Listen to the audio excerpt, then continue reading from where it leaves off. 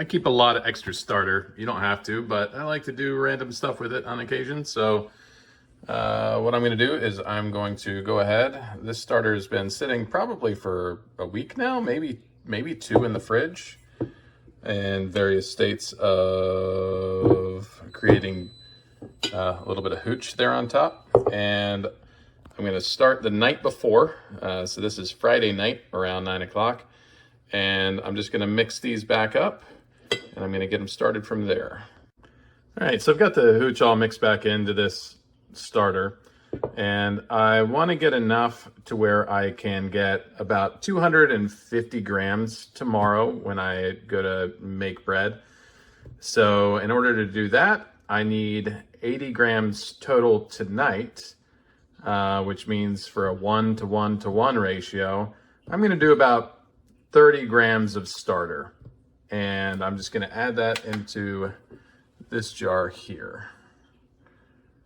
I may have to put the phone down here in a minute, but we'll see how much I can get in the shot. And that's 35. I'm going to pull out a little bit there. But I'm just going to start with this. All right, so the reason I need 250 grams of starter tomorrow is I'm going to make I'm going to use a kilogram's worth of flour and run a 75% hydration, which means I'm going to be at about 2 kilograms total for my full dough before I split it and start proofing it. So 250 grams of starter should even things out for the way that I bake. So the night before, I like to reactivate my starter, and I'm going to start with adding 30 grams of unbleached bread flour to 30 grams of my slightly sleepy starter, and then 30 grams of water. And you can be a little soupy with this. It's not a big deal. If you go a little over with the water, not a big deal. So total, I'm going to have about 90 grams of starter water and flour to get this fed and get it activated for tomorrow. Now, I like the unbleached bread flour for my starter. I haven't tried the wheat flour, so I'm not certain how well it'll do, but use whatever you like for your starter and your feed. So I'm going to get this mixed up real quick. All right, so I've got my starter mixed back up, and you can see the consistency is still pretty stringy, but kind of wet as well. It's going to be thick, but still pretty saturated and hydrated. It shouldn't come out like dough. It should be way like at 100% hydration. So I'm just going to put a cap on this for the night. Stick that over there. And I'm not going to seal it. I'm just going to set it over top and then set it to the side and let that feed overnight. And then that is what I will feed in the morning to get starter ready for my actual dough. All right, so it is the next day, and I'm going to go ahead and take about 90 grams of starter and turn it into 270 grams of starter, just the same way that we did yesterday. All right, so I ended up with 86 grams of starter, so I added about the same of fresh unbleached wheat flour, or bread flour, sorry.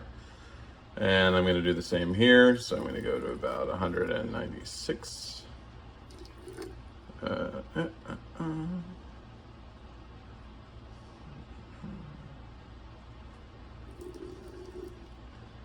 I'm just going to mix all this together. And that'll give me enough starter to do my, to put into my dough. Next, we're going to autolyze the dough, but we'll get there when we get there. All right, so I have my starter mixed up. Started with about 85 or 90 grams here. ended up with about 180 to 200 grams of flour and water on top of that. So I'll end up with 250 to 270 grams of starter. I like a more hydrated dough, so I use more starter. You can use less starter. A lot of recipes call for a lot less starter. This gives a nice chewy consistency, but still gets a lot of rise. So it's up to you once you get comfortable with doing the sourdough to figure out what your ratios are. All right, so after feeding my starter, it's not quite doubled in size, which means that it's pretty active. It's still got a ways to go, but that means I can go ahead and prepare my dough and let it autolyze, which just means that you're gonna let it sit after mixing for about an hour and let it develop a bunch of gluten.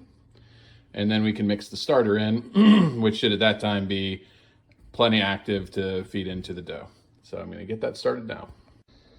All right, so I'm gonna add, well, first of all, I'm doing a 1 kilogram dough, which means that I'm gonna use a kilogram of flour.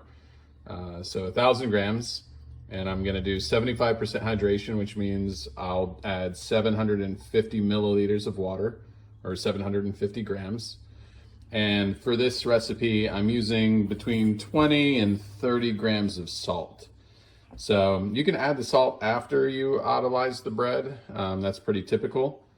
I tend to add it when I add my starter. So for the time being, I'm just gonna go ahead and get this started. So I'm gonna go to 750.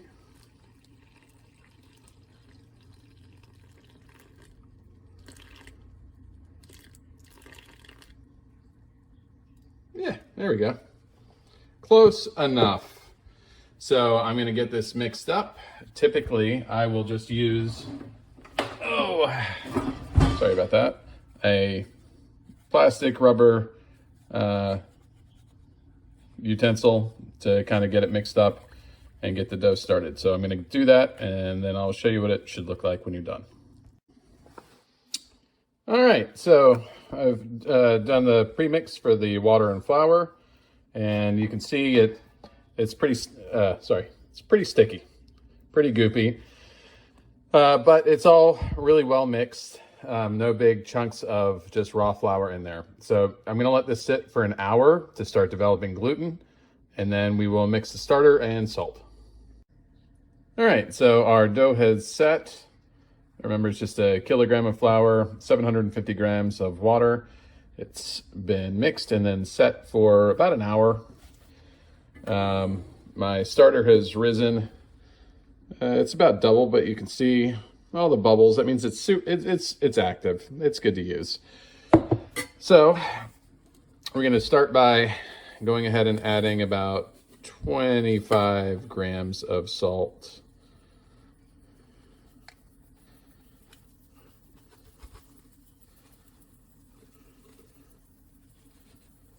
That in there. A little more, a little less isn't bad. Salt adds flavor to the dough or to the finished bread.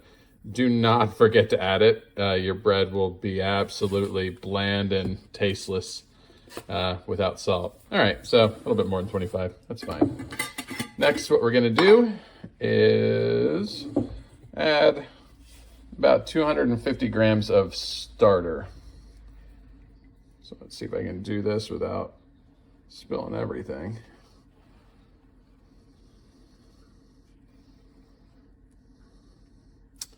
All right, I'm gonna have to squeegee it out of there. All right, so I have starter added to the dough along with my salt.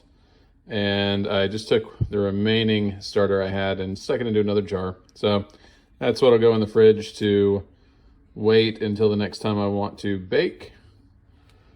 And all I'm going to do with this is just kind of start clawing it together. You can wet your hands a little bit, but it's going to be a mess no matter what you do. And you literally just want to start, pull this off of the scale. you literally just want to start mixing it together. Obviously, wash your hands first. And you'll just mix and get everything combined. And what I like to do is like the claw method, where you're literally squeezing it through and mixing it all together, but you'll want to wrap it all together first. You can do it in a mixer, but doing it by hand gives you a better feel for the dough. But wash your hands first. All right, so it's all mixed, and it's got a pretty elastic consistency here.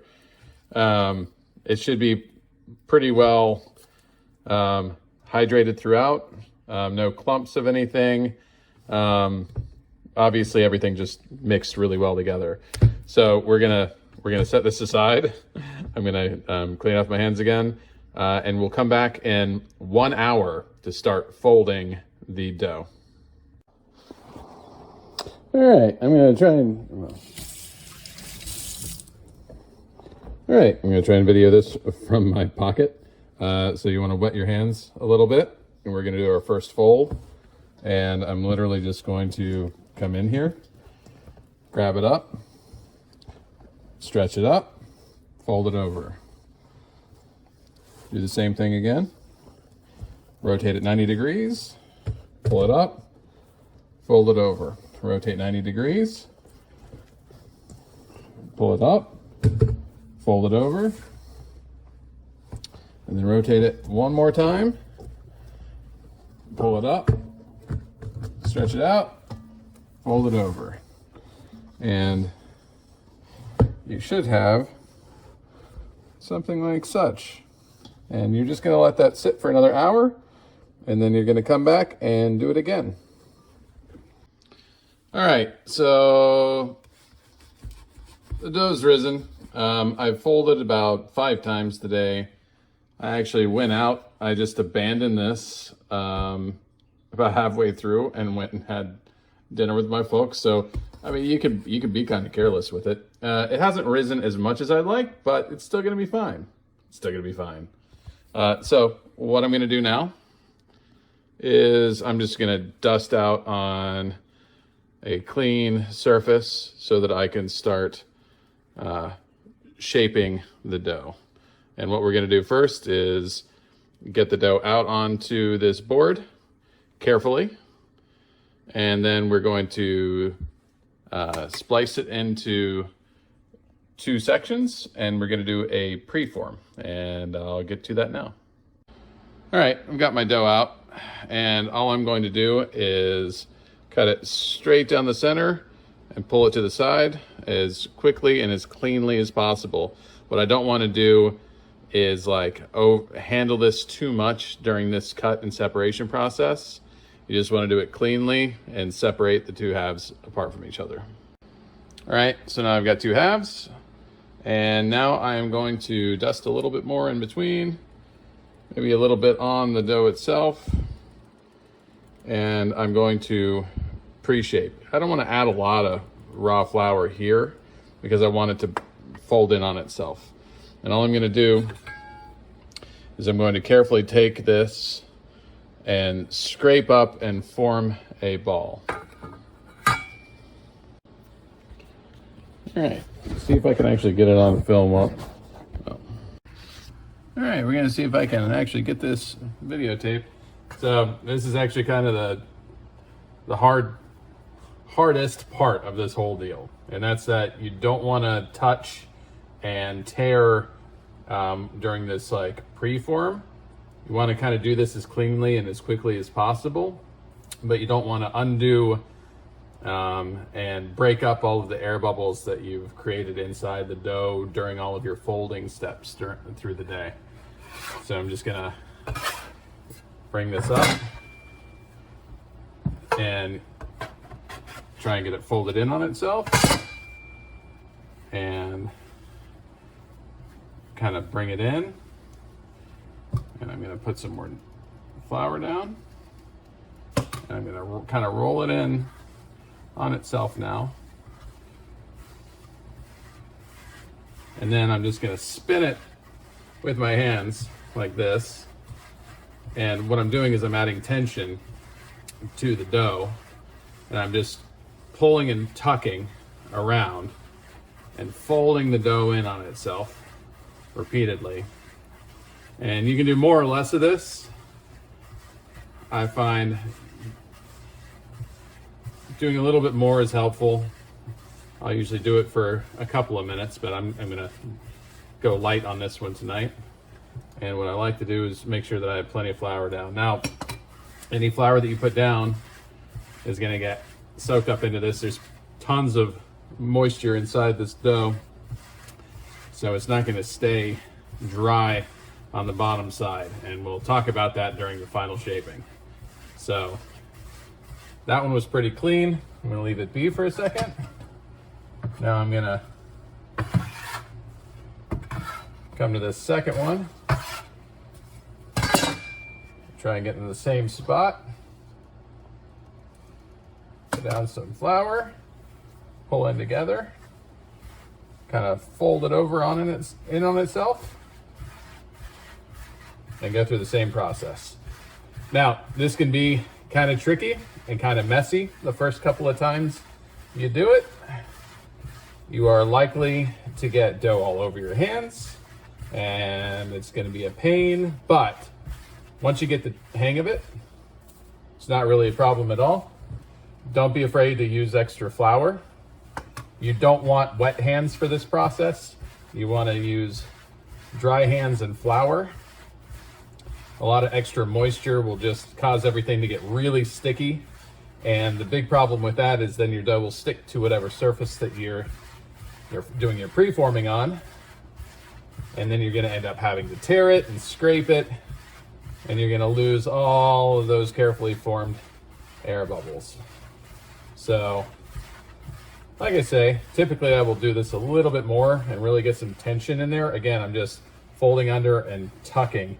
So it's pulling the dough in on itself. So I'm gonna go ahead and stop here. I'm gonna add a bunch of dry flour on top. And these are just like powdered sugar dusters. You can get them on Amazon for like $3. But you don't need that. You just sprinkle flour. So I'm gonna let these rest for 15 minutes, and then I'm gonna come back and do final form. But for the time being, I will cover them up. All right, we'll give this another shot. So now we're gonna do forming, which these didn't relax a ton in the 15 minutes since I was here, but that's okay. Again, I didn't really let these rise as much as I normally would, and it was pretty cool today. So I really should have gotten an earlier start and been more attentive, but that's okay. They'll still turn out cool. So for forming, I'm gonna go ahead and add a little bit of flour. Make sure everything's dusted.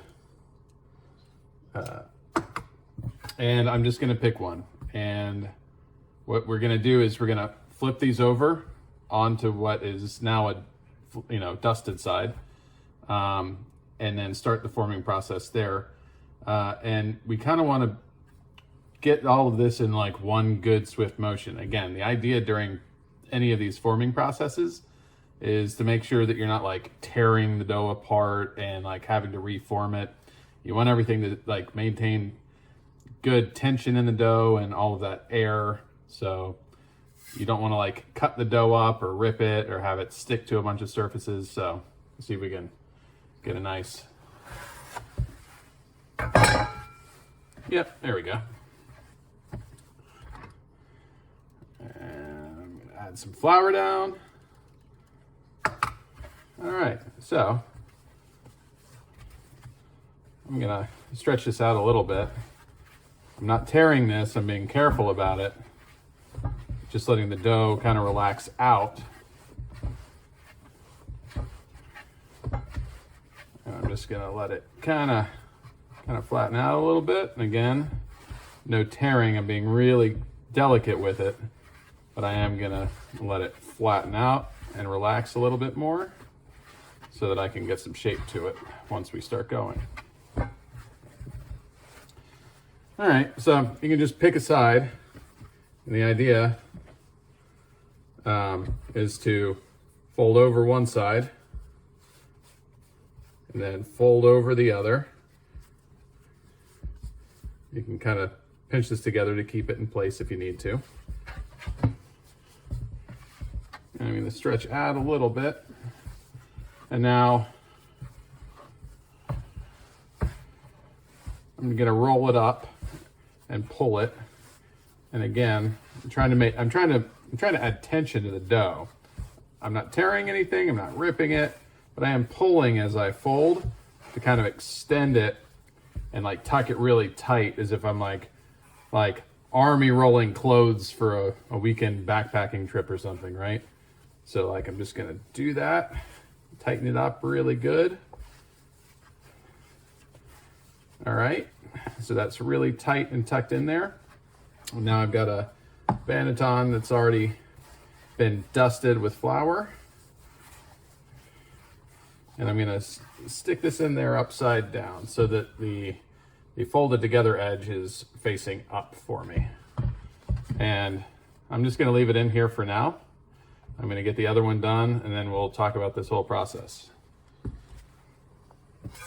Let's see if I can do this the second time in a row. Plenty of flour.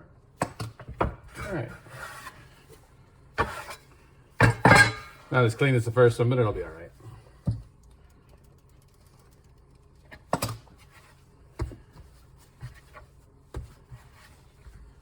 Again, just stretching out a little bit, relaxing the dough, trying not to tear it. If you are doing this and you're like feeling it rip inside, and like as you're touching it, if you're doing it too much, if you're stretching it out, you'll feel it tearing. Then ease up a little bit. That's all it is. Just be kind of calm. And you'll get the hang of it the more you do it. And some dough will relax more, especially if it's really warm. The dough has a tendency to kind of like proof and expand and just be more gelatinous. When it's cool like this, I don't get as much out of the dough as I normally do. All right, so take one side and fold it over. Take the other side, fold it up, make a little like pumpkin roll there. And then just roll from one side. And I'm just gonna add all of that stress and tension into the dough as possible. What this does is it helps it really push out and rise during the baking process. It's what's gonna help it create that nice, solid dome shape. All right, grab my other banneton. And I've already, like I say, pre-dusted these. All right. Stick that in there. And we're good to go. And clean process. I mean, it's gonna be sticky. Sourdough is a sticky dough. But you can be kind of liberal with flour while you're doing this part of the process. It'll be all right. And any of that dry flour is relatively inconsequential to the greater like ratios of things. You're not putting down, probably more than 20 to 30 grams of flour versus the 1,000 grams that you use to make the dough. And it will get incorporated and hydrate while it's on the dough so that it'll bake off and cook properly. So you don't need to worry about it. All right. Next. So the idea with the bannetons is you want to dust them with flour before you put the formed dough in. I do a 70-30 mixture of rice flour to bread flour. The rice flour does a good job of not pulling in moisture, and it lets the dough fall out of the banneton without like ripping it or getting stuck to it when we're ready to go to the baking process. So both of these will now get covered with plastic and set to the side for between an hour and an hour and a half. It really depends. This is the final proofing process. We did like bulk fermentation and proofing earlier with the folding and that's really what goes on during the day. Now that they're formed and you've built up all this tension in the dough, now you want to do final proof. And once that's ready, then we will come back and talk about it and talk about what's next. We're almost done. This is literally the last step before we actually put dough into the oven. All right, well, the dough is proofed for about an hour and 15 minutes, and I'm just gonna give it a push. And it springs back kind of quickly.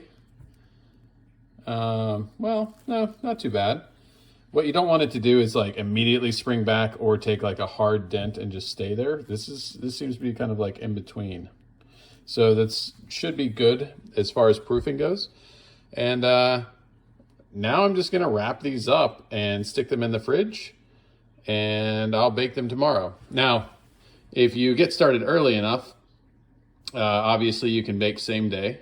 But if you do end up just putting these in the fridge overnight, you don't have to pull them out and let them come to room temperature or anything.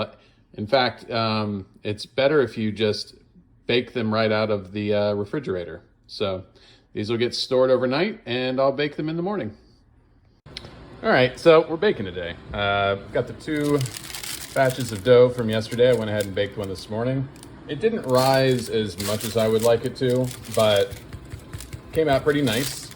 I baked it with the lid on the Dutch oven for about 20 minutes, took the lid off, baked it for another 13 to 15 minutes. And what I do is I preheat the oven to 500, go ahead and preheat the Dutch oven inside of there. So I just stick it in there while the oven's coming up to temp. And then go through this process that we're about to talk about right now. So I've got my second portion of dough that was in the fridge. I'm gonna pull it out and score it, and we'll go from there. So this portion didn't rise as much, and I don't have a lot of faith in how it's gonna turn out. Again, yesterday was cool. I didn't spend a lot of time folding. I probably should have gone through the bulk fermentation process a few more times. But it's all right because it's still going to be tasty bread. So as long as you get some rise out of it and establish that crumb, you're good. So I'm going to just liberally sprinkle some more of this raw flour over it. It's going to give it that nice look and a little bit of extra flavor. And then really this part's up to you, right? Is score it however you want. I don't really put much worry in this section. Some bread does better than others for this whole process. And I'm gonna be the one eating it, so I don't care if it looks super pretty or not. But hey, the more you bake, the more you get to play with it and see what happens. So I'm gonna pull the Dutch oven out of the oven. I'm gonna put this in there and I'm gonna cover it, and we're gonna bake for 20 minutes.